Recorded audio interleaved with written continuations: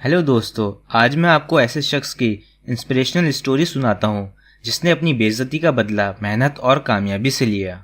ये story Lamborghini car company की है। इसकी इंटरेस्टिंग बात यह है कि इस कंपनी का स्टार्ट फेरुचियो लैम्बोर्गिनी ने फेरारी कंपनी के मालिक से बदला लेने के लिए किया था। चलिए मैं आपको ये स्टोरी स्टार्टिंग से बताता हूँ। फेरुचियो लैम्बोर्गिनी 1960 में इटली के एक सिटी रेनोजो में पैदा हुए। उनके फादर का नाम एंटोनियो लैम्बोर्गिनी था। वो एक फार्मर थे।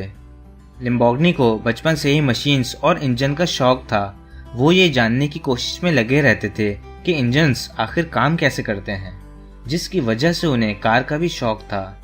इस शौक को पूरा करने के लिए उन्होंने इसी चीज़ में ही पढ़ाई की और स्टडीज़ कंप्लीट करने के बाद सेकेंड वर्ल्ड वॉर में as a mechanic Italian royal air force में काम किया।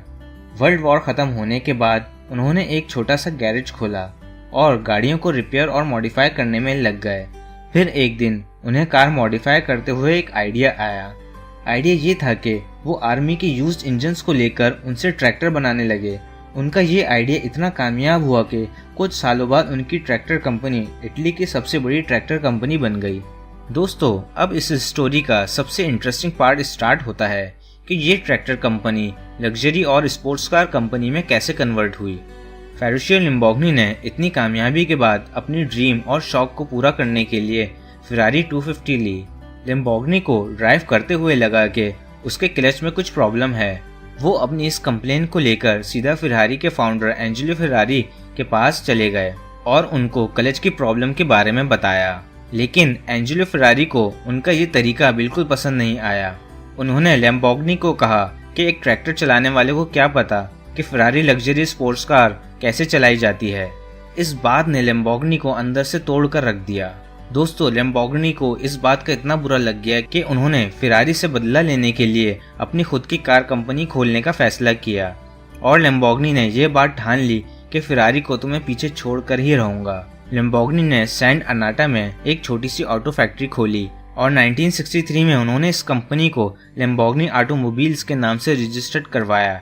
लैम्बोर्गिनी ने अपनी पहली कार 1964 में लैम्बोर्गिनी 350 GT लॉन्च की। लेकिन लैम्बोर्गिनी को असल सक्सेस तब मिली जब उन्होंने 1966 में लैम्बोर्गिनी म्यूरा लॉन्च की, जो अपनी टेक्नोलॉजी और हाई परफॉर्मेंस की वजह से सबकी ड्रीम कार बन गई। इसी तरह लैम्बोर्गिनी दुनिया की बेहतरीन और आइडियल कार कंपनी बन गई। दोस्तों, इस स्टोरी से हमें ये सीखने को मिलता है कि अपने गुस्से और जिद को किसी कंस्ट्रक्टिव वे में यूज करना चाहिए, जैसे लैम्बोर्गिनी ने किया। उन्होंने अपनी बेइज्जती पर ना ही उनका नुकसान किया और ना ही उन्हें बुरा भला कहा, बल्कि उन्होंने अपने गुस्से का सही इस्तेमाल करते हुए हमारे लिए एक एग्जाम्पल सेट कर दी कि हम अपने गुस्से और एंगर को इस वे में भी निकाल सकते हैं।